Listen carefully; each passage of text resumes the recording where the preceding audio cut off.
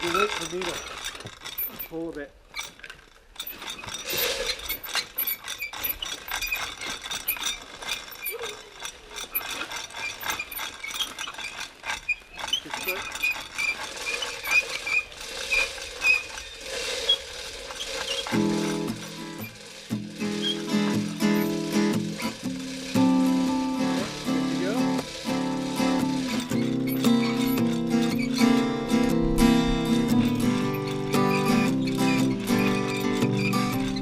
We're taking an area that has been degraded by human activity. We're trying to put it on what's called a trajectory, that is a course in time, that will take it back to something closer to what it would have been if it hadn't been degraded.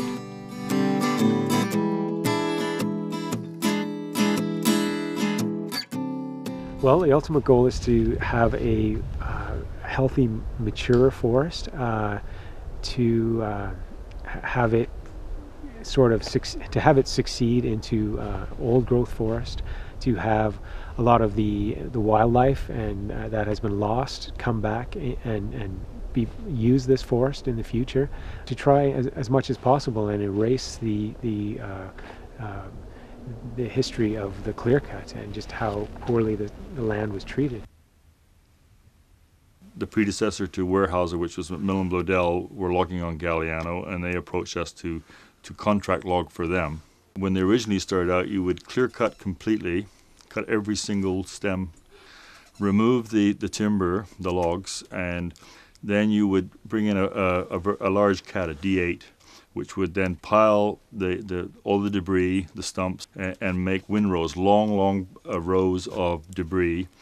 They would then light them on fire with a helicopter blowing ping pong balls full of napalm onto them and start these massive fires and just burn the whole 40 acres up.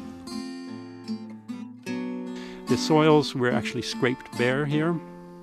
All the soil and all the woody debris was piled into windrows, and we're redistributing those windrows back onto the forest floor. All of that material is now being spread out, or in some cases they're being stood up as snags. I think this will have a major influence on the health of the soils.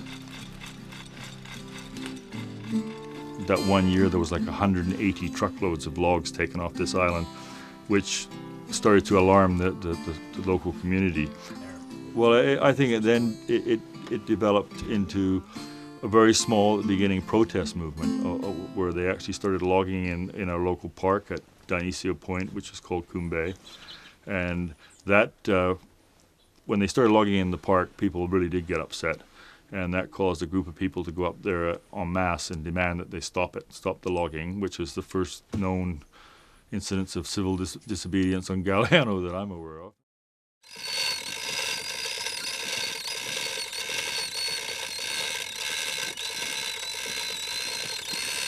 And we thin the forest by 3 methods. One is to pull the trees over. It simulates natural wind throw.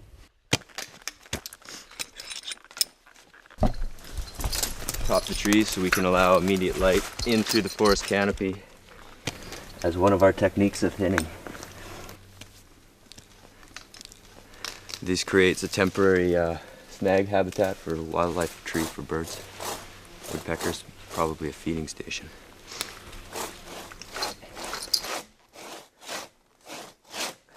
Caregiver?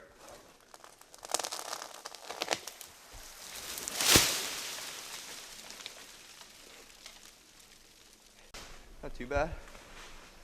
Bottom of my feet are getting sore. But I want you to do it again. Stop, take a rest.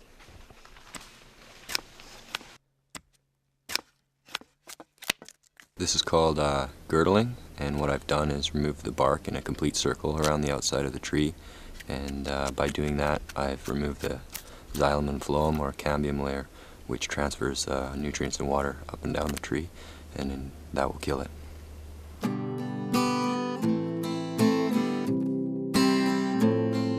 We treated this area 3.5 years ago, and things have been changing rapidly since then.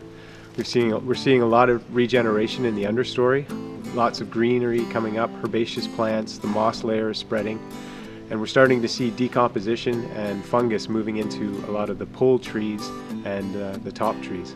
And the trees that we've girdled in this stand have now lost all their needles, so we're getting a lot more light into the stand, a lot more debris on the forest floor, and a lot more diversity than what was here originally.